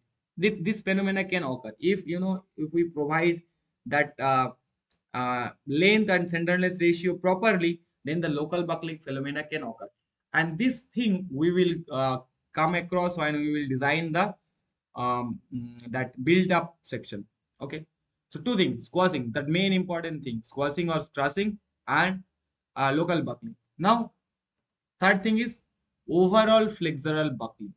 Now this occurs due to excessive load or deflection. Now how a member can buckle? So if we have a member like it, say for example this is a scale, let's consider it is a scale. Okay, पतला सा एक लंबा सा scale नीचे fix किए हो. Now you are applying a load here. If you have a scale, you can check it. If you apply the load here, the scale will buckle about one axis, right? Either it will buckle about this axis or it will buckle about this axis. Obviously you will see that this scale or the scale whatever you are trying with, the scale will buckle with the weaker axis. Weaker axis means with that axis the radius of gyration is low, right? For the weaker axis it will buckle. So overall flexural buckling will occur and the compression member with that length, we need to check this overall buckling strength, and this member will buckle about the weaker axis. That means why we will design a compression member and whose one axis is weaker, that means about one axis the I axis will be low, and I axis will be low, that means obviously the radius of gyration will be low. That means that axis will be weaker axis. So for this purpose we make sure that the radius of gyration along all the direction will be equal or same. That's why that circular sections are mostly used as a compression member, where that build up section and additional support system were not there. Like you have seen that that circular poles are generally used to that pillar of a transmission line of a cable and all these smaller kind of connections where small amount of compression force will act. Okay, so the goal is to make a uniform section which have the radius of gyration same about both the axes. Because if we left one axis is weaker, then that axis will subjected to flexural buckling. Now torsional buckling, this can come with respect to torsional or twisting moment. If you have this kind of member and one torsional moment is coming at the top, what will happen? This can get twisted by torsion. Like just take that scale, place it vertically, fix one end at the bottom and apply the torsion over here. You can feel that the member get twisted about its weaker axis. Okay, So what we have? We have first crushing strength, second local buckling failure, third overall flexural buckling. So overall flexural buckling and crossing, these two criteria, these two strength we need to consider, or we can say these are the most critical parameters while we should design a compression member. Okay. Now, shear failure cannot be occur in this kind of connections. You just keep in mind. Now, generally, based on the failure criteria, we have categorized the members like short compression member. In short compression member, obviously, the crossing will be the main governing strength. So, for this strength, yield stress will be the main parameter. Now, long compression member, obviously, that overall flexural buckling thing we need to consider. And for the intermediate members, we need to consider that both flexural and the crossing strength. Now, for a that compression member, which kind of section we can use? We can use single angle section, single eye section also. This is not provided here. Single eye section, single angle section, double angle section, T section, individual all kind of sections we can provide as a individual section, or we make built up section. Like built up means we take two channels like toe to toe and make them connection between make the connection using the lacing or battens. So built up member, we can go into that built up member, why the built up member is needed, what is the built up member. On the next class I will go into that in detail. Built up member means if the member criteria is not meeting using single member, we combine them using some manner or some processes. Them we call the built up section. So we have single sections and built up section. Now why these sections are important? Because we need to find out the buckling class. Whatever the member we have considered for designing the compression member, we need to consider the buckling class first. So what do we mean by say buckling class? Like first I will go to that buckling class, then I will come into that. So buckling class mean, what is that here? Buckling class means that the member whichever I have considered is that member will buckle about ZZ axis or YY axis. Here that ZZ axis means like if we have a section here, so this x axis ZZ and YY. So which axis is weaker axis? So first thing we need to consider the buckle class. So table 10 of IS 800 give you the complete exposure for the buckle class. Like if we have hot rolled section, I section, so we need to first calculate the specification of height, flange thickness and web thickness. Then we will find out which buckle class this comes under. Like welded I sections, hollow sections, welded block section, built up member, all which kind of buckle class there comes under. Like here the buckle class A B C D A B C D. Now which this buckle class means I will tell you. Okay. Now let's move to the previous slide how things are occurring. So compression member, we are dealing with the compression member and column. Compression member and column, first thing, the thing that comes our mind is how we can calculate the critical load or what should be the effective length. So first the Euler buckling formula comes into our mind, and obviously that we can derive the particular curves and charts based on this formula. Okay, so first thing, while we have learned the Euler buckling formula, there some assumptions were there, like material is homogeneous and isotropic. Homogeneous and isotropic, that means homogeneous means each point throughout the volume the uh, elastic constant or the properties will be same. Isotropic, then all three direction at each point the elastic constant will be same. But in real cases the material is not homogeneous, not isotropic. Now, material is perfectly elastic. In some cases that is also violated. No imperfection is there, no imperfection. But in the real cases, yes, there may be slightly deviation of the length, there may be certain kind of inward or outward deflection there. Now no eccentric loading, no eccentricity of loading, this is also a myth. How you can counteract that no eccentricity of loading? Column end or hinge, That also might not be the case. Maybe I need to connect that fix to fix, and oh, that may be the cases. And column has no flaw. So these are the main assumptions of the Euler buckling formula. And by these assumptions and some derivation, that considering that both the end are hinge, in strength of material, we have calculated the P shear value, that Euler formula. What will be the critical load carrying capacity? Pi square EI by L square. And this is most precisely, this is the L effective length. So what we call a effective length of a column? The length between the point of contact flexure. This length. This is the effective length for a column. What? The length between the point of contact flexures. Okay. Now the thing is, for the real cases, these all things are getted violated. How we can calculate this? So we cannot use that formula directly. So for this, our code says to calculate the effective length. So effective length, obviously, effective length will be some factored into your actual length. So what will be the actual, what will be the factored based on the end condition, that all things are given in table number 11. Table number 11. Okay. So carefully read this table. You will get all the values regarding K.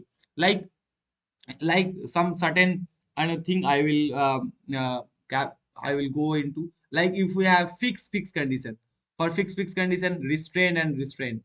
Okay.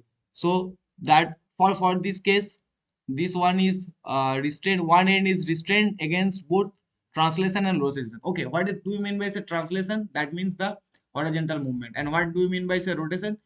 This is the movement. So first case is says one end is restrained. That means fixed, and one end is free. Fixed free case 12. Now one end is free, translation is free, rotation is restricted. That means the guided roller. This is the guided roller. What guided roller does? In guided roller, the translation, that means the movement along the horizontal length, is not restricted, but the movement carrying is restricted. So that the guided roller does. So here you have, fixed pitch case, restrained, both and restrained. So you have 0.65 L. But theoretical value says if both the end fixed, then the theoretical value comes as 0.5.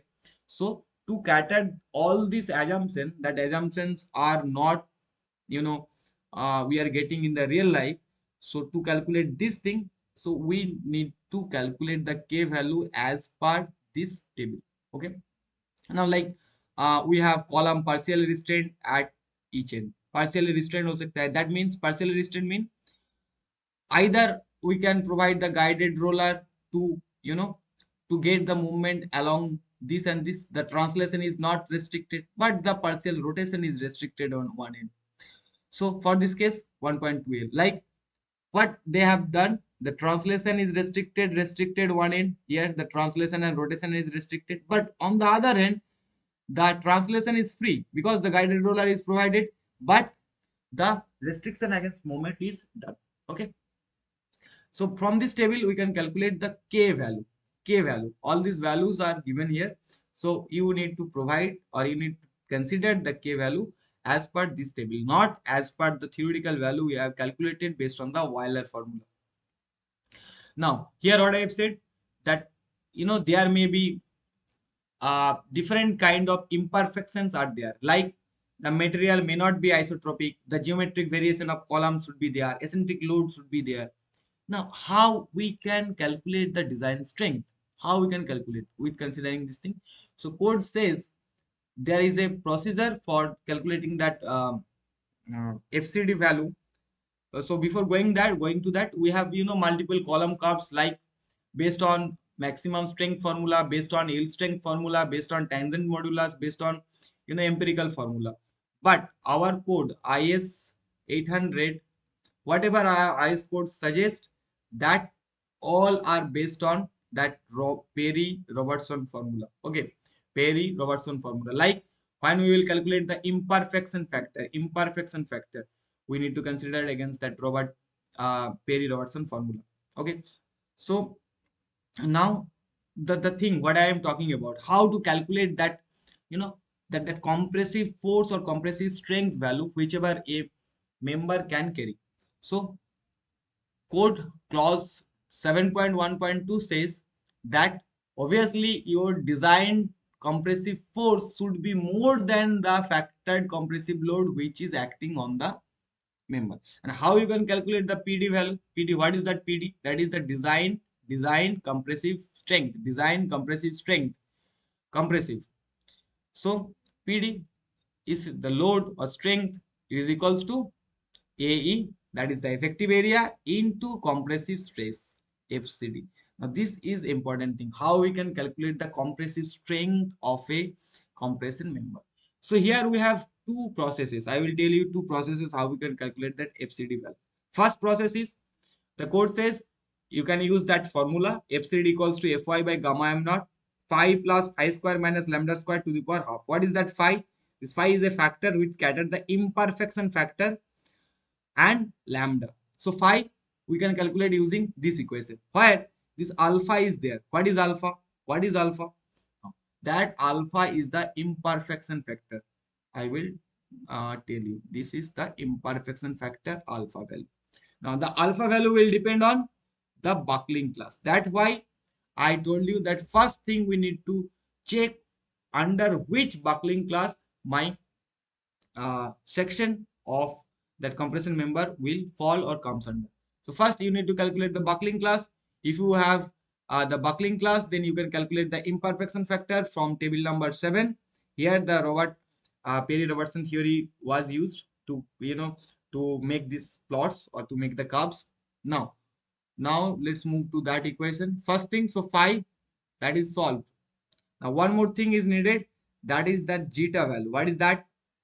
Or we can say this is chi value. Chi is the stress reduction factor, and we can see or we can find out these values from table 8.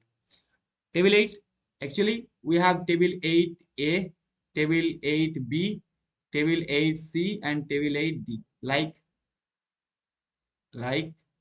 this a b c d. With respect to table 8a will give you the buckling class for a, 8b buckling class b with respect to KL by R. What is that KL by R? That is lambda. That means the slenderness ratio. Okay. This is one process. You can calculate it using these equations. All these values you will put in this equation and all these things. Now I will tell you one more interesting way to solve it. That is, first thing, what you need to calculate? Your PD is equals to FC or FCD into AE. AE, you know which member you are selecting. You have the gross cross sectional area. Now FCD, to calculate that FCD easily, we have tables for that, and that tables are given in table number 9A to what table number 9A says that if you have that KL by R value, that means lambda value, and if you have that Fy value, then like for example, if you have lambda is equals to 40 and your yield strength is 250, so just come like this, 40 and 250. This 213 will be your FCD equals to 213 MPa. Now you have FCD value, PD will be FCD into AC or A, whatever it is. Clear? Now I will solve one example using that direct code and using that formula also. Let's go quickly into that. So, and one more thing, one more important thing here. This is important thing. That for designing, while designing that compression member, we need to keep in mind the slenderness ratio. Like what I said for the tension member, in that also we need to check the slenderness ratio, because due to the self weight that tension member may get elongated, or here the overall flexure or the flexural buckling can occur. So dead load and superimposed load, if some uh, compression member is subjected to that dead load and superimposed load, we need to consider 180. Now wind load and seismic load 250. Okay. Now normally tie, if we are considering a tie of a roof truss member, then 350. Lacing bar in column, lacing bar in column. Lacing bar means when we will design that built up member, one angle section is here and one angle section here. These are the lacing bar. So on the next class we will design or we will come across how to design that lacing bar. So these are the lacing. So in lacing bar of column 140, Now build up section 50. So from here, the short question may ask. Now, what I said, quickly we will solve one example. Like here, what I have determined the design axial load on the column ISMB 400. The height of the column is 3.5 meter and the column is pin ended. That means both end are hinged, hinge and hinge. Okay, right? Now consider that Fe410 plate and the modulus of elasticity of steel is 2 into 10 to the 5 MPa. So first what we need to calculate is what we have to find out all the details from SP16 for ISMP 400. So let's go to the SP16 part I have added here. So this is the SP16. So we need to calculate or we need to find out the value of ISLB or ISMB. ISMB.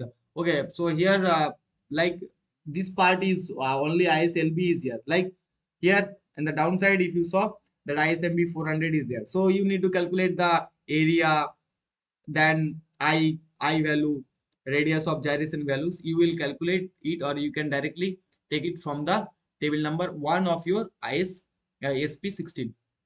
So look at this. I have considered all these values here. So like ISMB, the depth obviously 400 mm. What will be the flange thickness? TF will be 16 mm. That all those values are provided in your SP6. Go and check your SP6. Then you will find out all these values. So I have taken all these values from SP6, or else for your exam purpose, these values will be provided. Now, what do you need to find out first? That my ISMB 400 will comes under buckle class A, buckle class B, or buckle class C. Under which buckle class? So how we can find it out? So we need to go to that table. For I section, we need to check H by BF value and TF value. So our TF value is less than 40 mm and H by BF comes as 2.85. That is more than 1.2. That means we need to consider the buckle class A and B. That means we need to calculate the FCD value with respect to buckle class A and with respect to buckle class B. Then the minimum of that FCD value will be our final design FCD value. So first we will calculate the FCD value with respect to buckle class A. So to find out that FCD value from the table, first we need to calculate the KL by R. Now buckle class A, look at this table. Now go to that table. Buckle class A means that will buckle about ZZ axis. That means we need to find out from that SP6 that what will be the RZ, radius of gyration about Z axis. So we have already pull out that data from SP6 and we have that look here all these section are given. This RXX and RYY, this is nothing but your RZZ with respect to your design. Okay. So we have all these data and just put is here. We found out that our KL by R, that means lambda value comes as 20.6 and Fy already provided 250. Now go to, this is buckle class A. So we need to go to table 9A. So go to table 9A and look for that KL by R value 20 and what will be the corresponding design strength. So 20, this 20 go like this, and we have 250 yield strength. So we come across that 226 will be our FCD value, right? So we have our FCD value here 226 MP. Clear? Now we can calculate that PD value. So this is about ZZ axis. That means we have considered the buckle class about A. Now we have to consider the buckle class for B. So for B, now the B is buckle about YY axis. So here we need to consider RY. So that comes as 124 and FY we have 250. So this is buckle class B. So we need to go to table number 9B. So 9B, look, we don't have 121 or 124. So we have 120 and 130. For that, two values are given 91 and 81. Right? So we need to make a straight linear interpolation for this.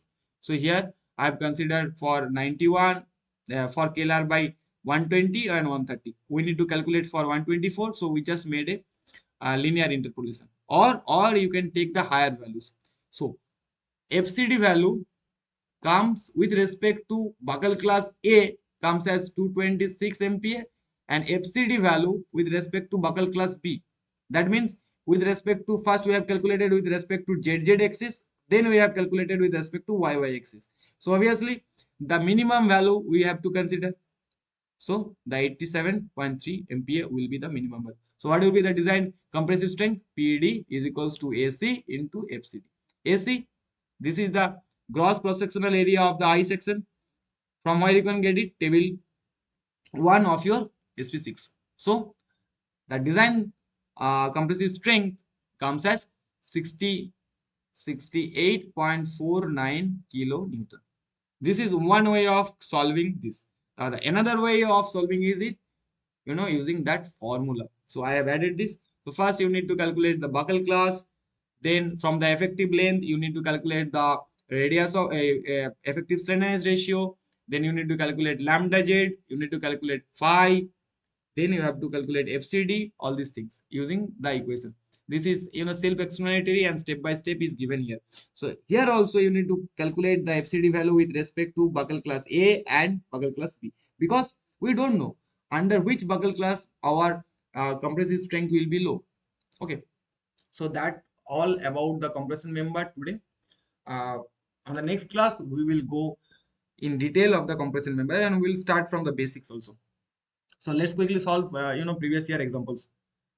So do you have any questions till now? Till now, do you have any question? Or else we will solve that example of previous year.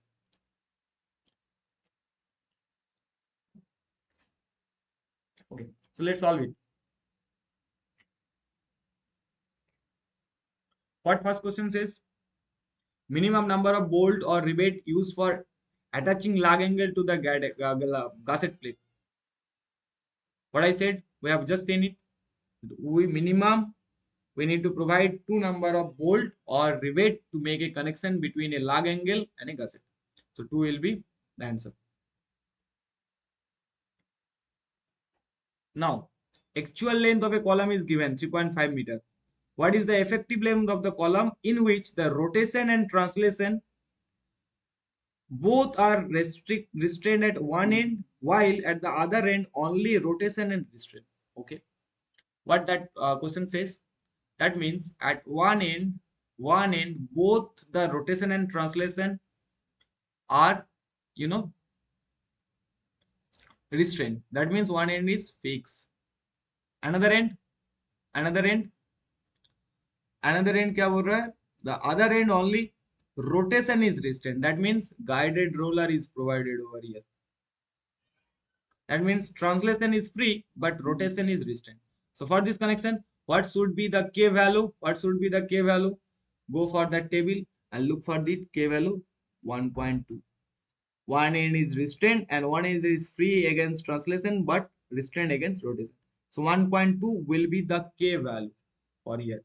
So you have the length multiply with K. So K value is 1.2. Your actual length is 3.5. So what will be the effective length?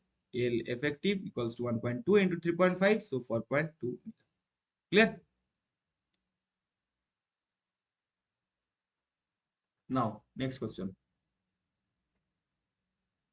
In case of angle member, when a lug angle is attached to gusset plate or other supporting member, it should be capable of developing strength not less than dash in excess of the outstanding leg of the main member. Just we have solve regarding this. Like they have asked that if we need to make a connection between gusset and the angle section, what should be? What should be? Which answer should be the correct answer? Tell me. 40. Why 40?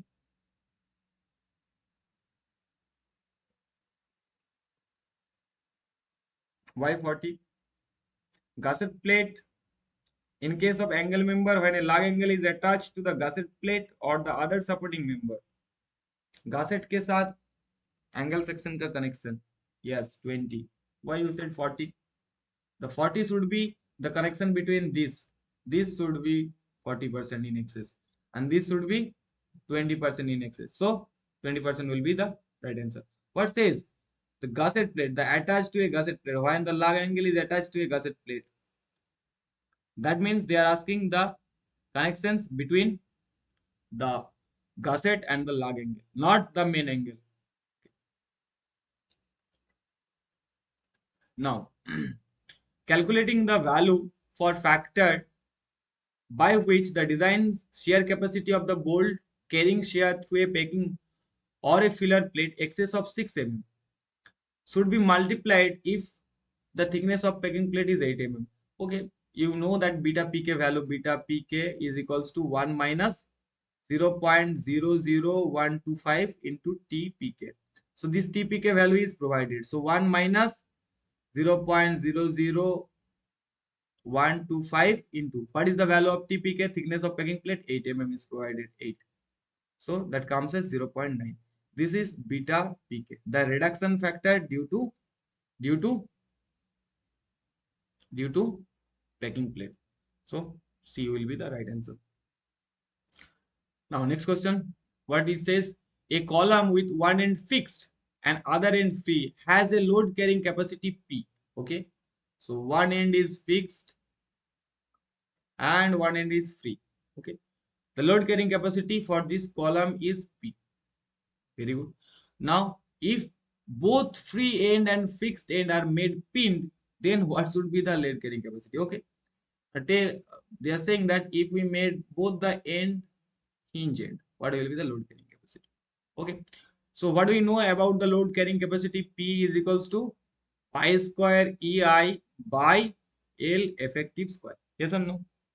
So when one end is fixed and another end is free, what is the effective length?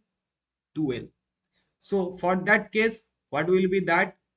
Pi square ei by 2L square, right? So that comes as pi square ei upon 4L square.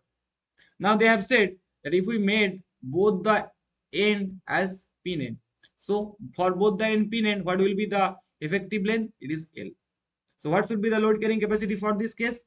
So P1 is equals to pi square ei upon L effective square. So this P1 is how much time of this P? This P1 is how much time of this P? Tell me, how much time of this P? This P1 is 4 times of this P.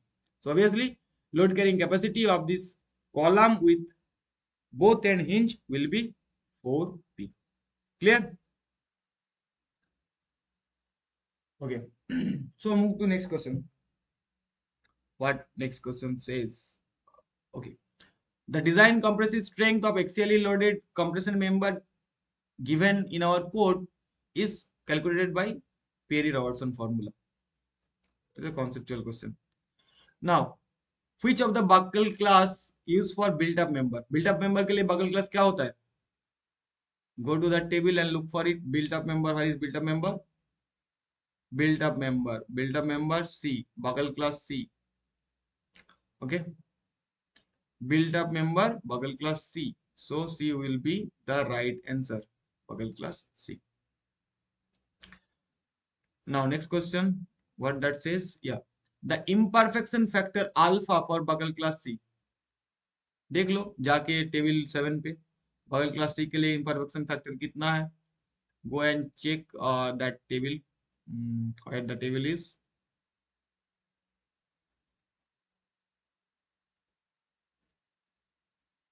Yes, here is the table. For buckle class C, the imperfection factor is 0.49. So the answer will be 0.49.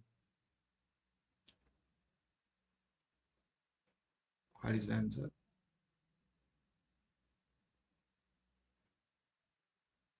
Yeah, 0.49 C. Now move to next question. The principal compression member in a crane is called boom. Now, what is the allowable slenderness ratio of a compression member carrying load resulting from wind and seismic load? Wind and seismic load के लिए कितना होता है? 250. Yes or no? Go to that. What is that? Carrying load resulting from wind and seismic loads. The slenderness ratio should be 250. And these values are provided in table 3 of your IS 800. Now, move to the next question. What next question says? We have, I think, two, three. Yes. What is saying? A tension splice is used to connect two tension member of 150 into 10 and 200 into 10. The member is subjected to a factor tensile force 320 kilonewton. Calculate the T of the splice plate. Okay. The strength of the splice plate is given. Okay. Here you just need to calculate that 57T, that is the strength of the splice plate, is equals to the factor load which is acting on the member. So from here T will be 325 divided by 57. We have calculated all and we have done all the steps, right? While we are designing that splice plate, we have calculated this 57T or whatever in our case coming from the rupture string, right? So equate it, it comes as 6 mm. Okay. Now last question. Okay, this question we have already solved. Like you can solve it right now also, no problem. So what this says, calculate the length of the gusset plate required to connect OD. Only we need to calculate that OD, length of the member. Now the thickness of the gusset plate is given as 10 mm and the end distance are given. So you just need to follow the procedure whatever I have followed there. Like quickly I will go through it. Like we need to calculate first the shear capacity of bolt. So the shear capacity of bolt in single shear, because there is connection between the gusset and the angle. So there will be the single shear. So the shear capacity is coming at that. Now you need to calculate the bearing capacity. So what will be the bearing capacity? The bearing capacity comes as this 64. So you can calculate the strength of the bolt. The procedure same whichever I have followed in the question, whichever I have solved for the gusset plate. So you can calculate the number of bolts. So number of bolt will be OD 150 kilonewton load is there. So 150 divided by the strength of bolt in single shear. So obviously the strength of bolt will be the shear capacity of bolt. So 29, that comes as 6 number of bolt we need to provide. So we need to provide 6 number of bolts. 1, 2, 3, 4, 5, 6. So how many lanes should we provide? 5 pitch lanes. So 5 pitch lanes, 5 into 40, and 2 end distances, 2 into 30. So overall 260 mm should be the length of the gusset plate. So these are the previous year questions. Okay, thank you. That is from my side. So if you have any questions, you can raise or you can write it down in the chat box. I will answer them. Or else if you have any doubt or if you don't have any doubt, we can end the session here. So if you have any doubt, you can write it down in the chat box.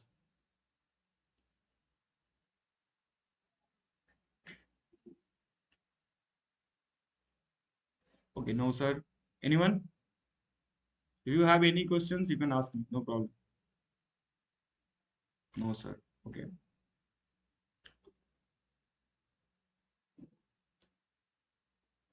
So will you be able to solve all the assignment questions? Yes or no? Will you be able to solve now? I think if you go through that, yes. Okay. So do it. No problem. Okay. So if you don't have any kind of questions, then we can end the session here. Okay. So good night, everyone. We will meet you on the next class.